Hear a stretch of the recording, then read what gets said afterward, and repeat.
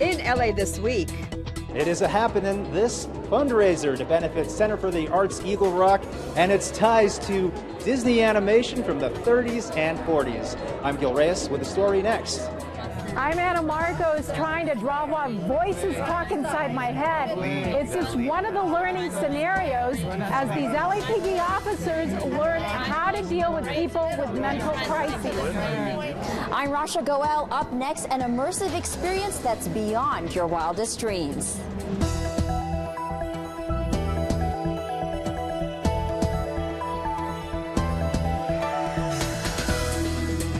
Hey everyone, I'm Yana Kay. Here's what's happening in LA this week. When it comes to helping people with mental illness, the LAPD is training officers to handle these delicate situations in a compassionate and safe way. Anna Marcos takes a look. I'm so scared. I'm so scared. You are seeing the LAPD's Mental Health Intervention Training, or MHIT, in action. Active volunteers train with the LAPD and the County Department of Mental Health to help police officers learn how to deal with people in mental health crises. 911 and emergency services, which includes the police department, have become the de facto first responders to mental health crises. It's easier if we're at their level or below them. Feels like they get a little bit of power, that we're not towering over them. Even if we're not feeling calm and cool, we want to give off that idea. That way we don't, frighten the person that we're talking to. But police calls dealing with mental health involve homeless people only about 30% of the time in LA. The other 70% are people in homes, hospitals, schools, or other caregiver environments. You don't know what to expect, and you have to give it your all, and if you don't, that can end up costing somebody their life. According to these experts, tough love doesn't work, not for people with mental health crises. In fact, empathy and listening work better, and that's what these officers are learning to do. Can you describe that for me? What the What? You keep talking! The best strategy: introduce yourself, listen a lot, ask questions, get on their level instead of standing. Have one person be the point of contact to avoid overwhelming them. Actor Eru Gibson is portraying a paranoid schizophrenic. The cops are trying to get her mental help. We can't just say, okay, I'm going, We have to be very difficult, yes. But it's actually based on improvisation. We give them an outline for what the situation is going to be. In other rooms, the training offers these rookies other scenarios: a jumper who wants to commit suicide, a yoga and meditation enthusiast who also happens to be bipolar. You're not going to take your shoes off. At least purify your hands. If I ask you guys to purify your hands, if I ask you to use hand sanitizer, just do it. And that's really important for someone with mental illness. They need to feel heard. All right, my hands are clean. I don't want to talk to men, okay? I told you I'm in a spiritual cleanse. When I say I don't want to talk to any of the men, and I put you on the spot as a female, step up to the plate. Don't be scared. Just start talking. Still, this is definitely a learning experience, and mistakes are part of that learning. We put on different hats, whether it's a teacher, whether it's a psychologist, whether it's just being a friend. I am trying to draw while voices talk inside my head. Yes, the final activity is a fun and wild one, but it also brings home the sobering reality of what some mentally ill people hear when you try to talk to them and why they can't focus. It's heartbreaking when you have someone that you love so much suffering. Take a deep breath, command and control yourself, and do the best you can to go ahead and get those communications across, knowing that they've got voices like this. And after a 40-hour, week-long intensive, these cops are ready to bring a little TLC to the hard realities of helping citizens with mental health emergencies. I'm Anna Marcos for LA This Week.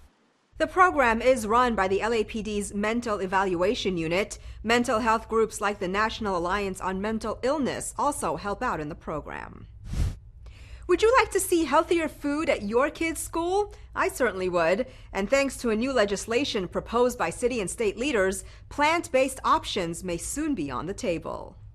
Yesterday, I introduced the healthy, climate-friendly, it's a mouthful of a name, healthy, climate-friendly School Lunch Act, public K through 12th schools would receive additional state funding to support serving plant-based choices. It will dramatically reduce climate change. It will improve the health of kids that are eating healthier meals in schools. If every public school swapped out a beef burger for a veggie burger just once a month, it would save 300 million pounds of CO2 a year, and that's equivalent to driving 300 million fewer miles or planting 2 million trees. This young advocate chose to go vegetarian at age 3 and became a vegan at age 6. By age 10, she had become one of the youngest people to give a TEDx talk. I see a lot of people in their eco-friendly cars with their Save the Earth bumper stickers, but they're in drive-thrus ordering burgers. I wonder if they know animal agriculture causes far more environmental destruction than the entire transportation industry. The demand for livestock products is actually projected to grow by 70% by 2050. That's more than insane. That's actively suicidal for humanity. I know what you may be thinking. Kids won't like to eat vegan food, or that I think it tastes bad. Well, I can tell you that this is not true. My friends always complain about how gross their school lunches are because their food is always covered in oily cheese and always greasy meat on their plates too. They look at my vegan food I bring to school and ask for some. So I bring extra food because they always eat up all of my food. Believe it or not, there's actually quite a few schools that are already doing it. 70 schools in LAUSD have already started this program. I will be introducing a resolution today in support of the Healthy, Climate-Friendly School Lunch Act at City Council. Thank you so much. In celebration of African American Heritage Month, LA Council members recognized the significance of historic black colleges and universities. Umayma Rashid is on the scene. What medical schools have the largest number of African American students? Historical black colleges and universities, of course. HBCUs have also produced the most African American alumni with degrees in science and engineering. Today, we honor those who have attended HBCUs, which have produced some of our nation's most inspiring leaders.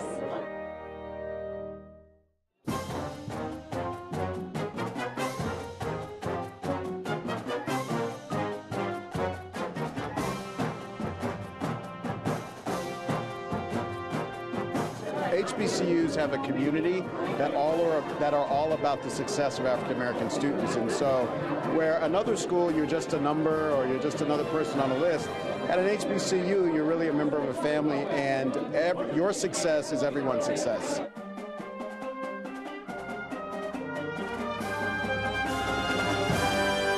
When I was decided to go to college, it was the only place that would even give me a chance. Historical black colleges and universities are institutions that were established before the Civil Rights Act of 1964 to ensure African Americans had access to quality education. Students are always concerned about how can we help our fellow communities, how can we help the city as a whole to make it a better place for everyone.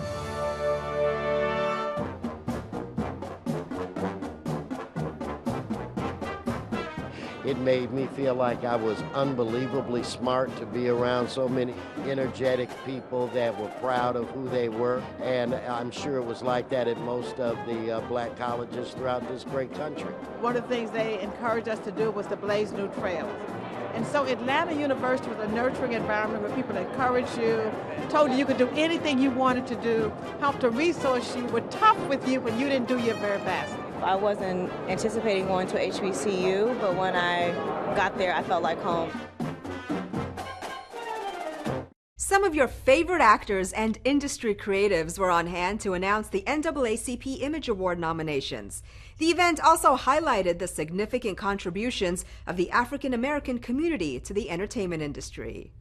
We're at the beautiful and historic Langham Hotel for the Television Critics Association Winter Tour with TV One and Clio TV, where we got a preview of some new programming. As an executive, how important do you think it is that we have black people in these type of positions to help shape the narrative? very, very, very important because other people get to tell other people's stories. It's good to have the talent to be able to unfold their stories and tell the truth. Oh my God, I think it's very important. I think it's very important for many reasons, but the most important reason is I think that there is this common stereotype and perception that black women are always angry and that we are always out of control. And I think that's far from the truth. I think that we have a lot to say. I think we're intelligent. I think we're funny. I think that we're loving. And I'm excited to be able to hopefully be able to at least stand in the gap of some of that, hopefully. I feel extremely blessed to be able to put out positive images and give opportunities to new creative voices. You as an artist have an obligation to your perspective, but you also have to understand that has an impact. We're 40, like almost 40 million people, so not one black person can, speak for a race that we got Lil Wayne and Barack Obama. Who's gonna speak for that? The more we're able to show people how special we are and how special our stories are, the more they relate to us and they don't see us as an other, the more we become an us, and not an us versus them.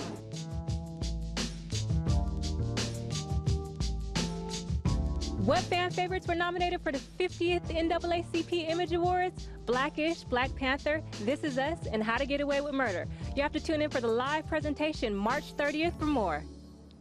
Neighborhood councils are a venue where your voice can be heard. The recent Rally in the Valley workshop provided information on how to run and become a candidate in future elections. We're here with all 34 neighborhood councils in the Valley, trying to reach out to the stakeholders in the Valley, people who live, work, own property, or otherwise involved with the community, to get them interested in becoming involved in neighborhood councils. Neighborhood councils are the grassroots government authority in our community, in the city of Los Angeles specifically. So a lot of people don't know that neighborhood councils exist. That's why we're trying to go out to the communities to try to promote neighborhood councils as much as possible. Your voice matters, but in order to make your voice matter, you have to participate. This is a voluntary position, of course, but voices do go forth to City Council, and they do matter, and we do make a difference. We're here at the Neighborhood Council workshop. We're both running for positions in the city of Van Nuys. And we just want to get more information on how to start building our campaign and also getting information on how we can make our city better and what are specific roles that we can do to make our community a lot better. Even within our communities, it doesn't have to be running for Congress. Be the change that you want to see. Want to take a trip under the sea without getting wet? Well, here's your chance to experience other worlds in virtual reality. Rasha Goel takes us to Dreamscape Immersive. We've all heard the words virtual reality, but how many of us have actually had the chance to experience it? Well, now you can. I'm at the Westfield Mall in Century City, and I'm about to immerse into a whole new reality. Come with me as I explore Dreamscape. Dreamscape's founders say they draw from their backgrounds in filmmaking and theme park attractions to offer virtual reality experiences that marry the best of both forms of entertainment. We were able to talk to one of the founders, former Chief Creative Officer of Disney Imagineering, Bruce Vaughn. As part of Dreamscape, we wanted to do something different than what most VR is. We wanted to have a shared experience that was very important to us. So you are 6 people at a time, step into an experience that feels somewhere between the cross-section of stepping into a movie. So I like to say the tropes of cinema, the things that we're familiar with cinema, and a theme park attraction. So guys, we are now officially boarding, so I'm going to go inside to go get my gear on. Follow me. All right, well, I'm all geared up. I'm going to put my headset on. I'll catch you later. Welcome, team. I'll be leading you on an important mission. Below us, there's a pod of whales that needs our help. There's just one problem. We don't know what else is down there. And these are nothing like I've experienced before. Not only are you in complete different worlds, but you can actually touch and feel things and create your own avatar. Unbelievable. That is the word I have for you. Now, this experience takes you beyond virtual reality. In fact, you're the star of your own movie. So if you're looking to try something new or really just immerse yourself into a different world, Dreamscape is a place you need to be. I promise you, you'll be entering a whole new reality. Dreamscape Immersive is located at the Westfield Century City Mall. For more details, visit dreamscapeimmersive.com. One side of the family specializes in traditional fine arts, the other in Disney animation. Work spanning 4 generations of this unusual mix are raising money for a good cause. Gil Reyes has more from Eagle Rock. There's a fundraiser happening at Center for the Arts Eagle Rock, spotlighting the contributions of one of the neighborhood's most enduring artist families. Part of the proceeds benefit the center. That's how I roll. I see something that needs doing or helping, and I say, okay, I'll join, do what I can. Activist and fine arts mask maker Linda Johnstone Allen headlines the exhibit entitled Industrious Folk, a family showcase spanning 4 generations. On sale, creations from the family archives. Linda's husband Terry is the son of the late Disney animator Mary Ellison Allen. His side of the family helped bring Snow White and the 7 Dwarfs to life. She loved it. She had a wonderful time. The gals, it was a good job back then for women. They got paid really pretty well back then, comparatively speaking. The Allens' daughters are artists too. Miss Mindy operates a co-brand with Disney to sell figures like these all over the world. Candace Jeanette Metzger is a graphic designer for Hasbro Toys. Both daughters never forgot their Northeast LA roots and teach classes at the center. We just want to help our community and bring arts to everybody. People who can afford it, people who cannot afford it. We really want everybody to have access. My mom really set an example early on about how important it is to participate, and I feel like it just makes the experiences better for everyone. The folks at Center for the Arts Eagle Rock say fundraisers like these are crucial in keeping some of its important programs going. They include free after-school programs, concerts, and exhibitions. We provide free arts programming to children in Title I schools, and so with the community being invested in our work, it gives us the opportunity to serve more children. And the next Linda Johnstone Allen, the next Miss Mindy, the next C.J. Metzger. Drawing inspiration for the next generation of Northeast LA artists. For more info on Center for the Arts Eagle Rock, its programs and donations, log on to cfaer.org. Over in Hollywood, another kind of art took center stage. Felix LA is described as contemporary, experimental, and organic, and it was all on display in bungalows and private suites at the iconic Roosevelt Hotel.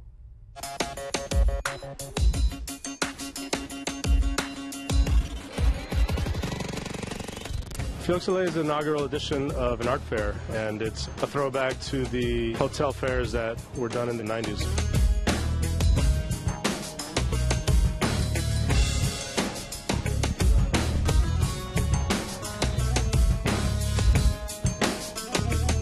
So we have 38 exhibitors, and we've taken over the Hollywood Roosevelt Hotel. The poolside cabanas are all exhibitor booths, and the 11th floor tower, which is filled with about 20 rooms of galleries presenting the artworks. We have a broad range of galleries that are here exhibiting during this LA Art Week that's happening at the moment. So today we open the show, and we're expecting a good crowd to come through.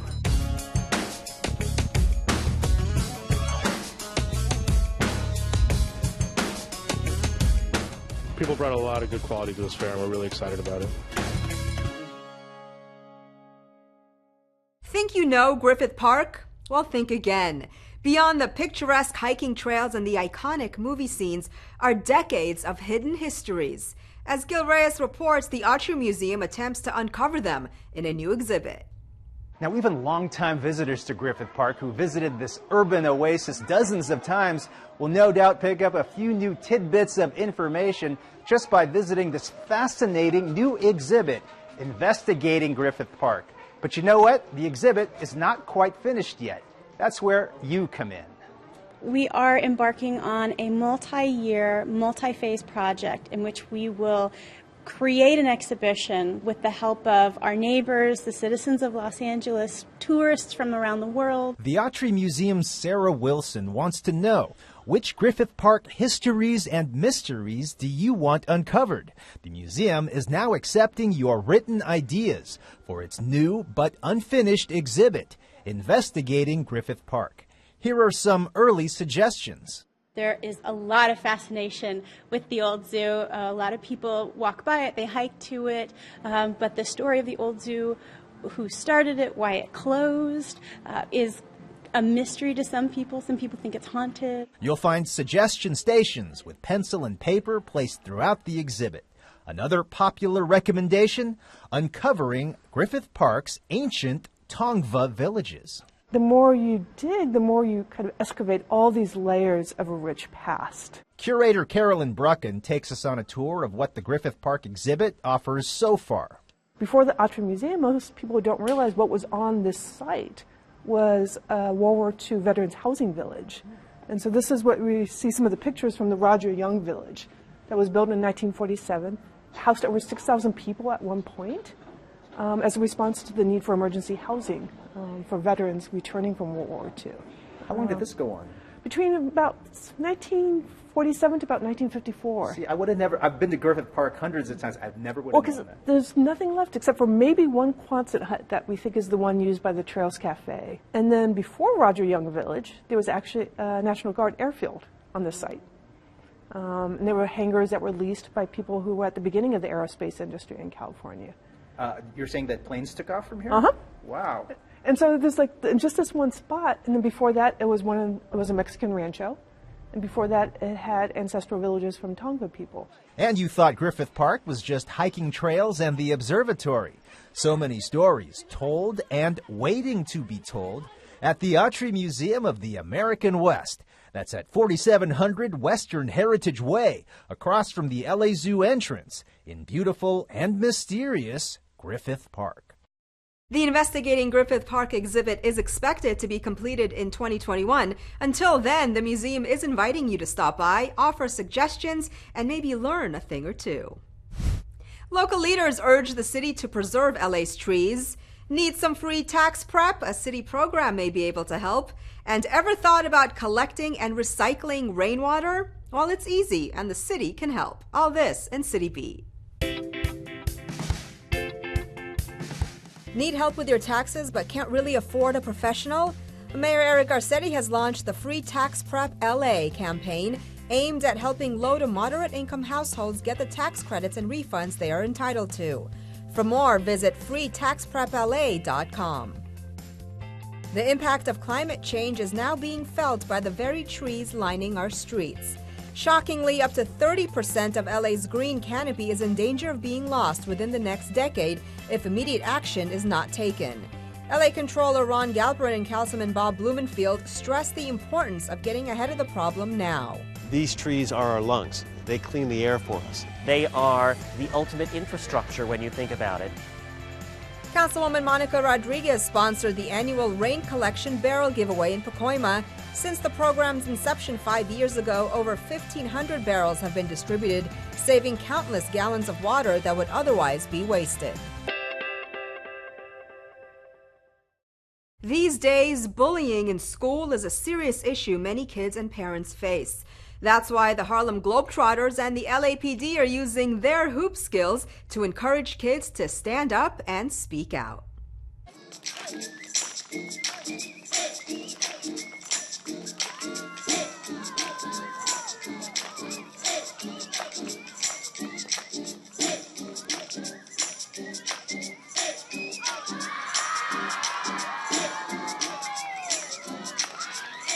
The Globetrotters, we're known as the ambassadors of goodwill. So we go into a community, it's not just about basketball, it's also about having a positive impact. And we found that the #1 complaint students have in school today is that there's too much bullying. And so we want to do our part to help with that. Do you guys think that the #1 problem students face is too much pizza? Do you think that the #1 problem students face is too much recess?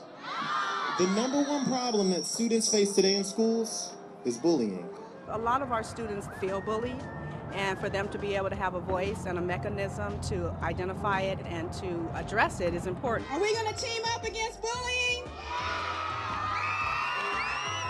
Today we are partnered up with the Harlem Globetrotters. We want to make sure that, the next generation isn't afraid to connect with the police and, let them know that we are here for them. You okay, man? No, somebody bully you? Yes. Why you bullying him? He a nice guy. I'm messing with you. Can I be your friend? Yes.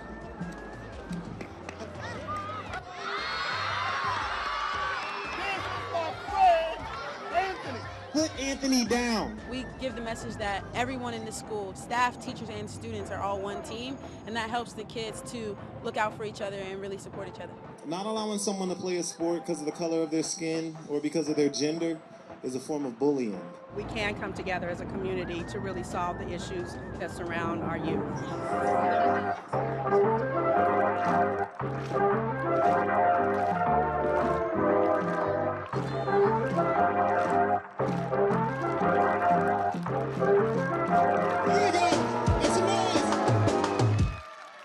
It's a platform where films by Asians and Pacific Islanders can be showcased and promoted at USC.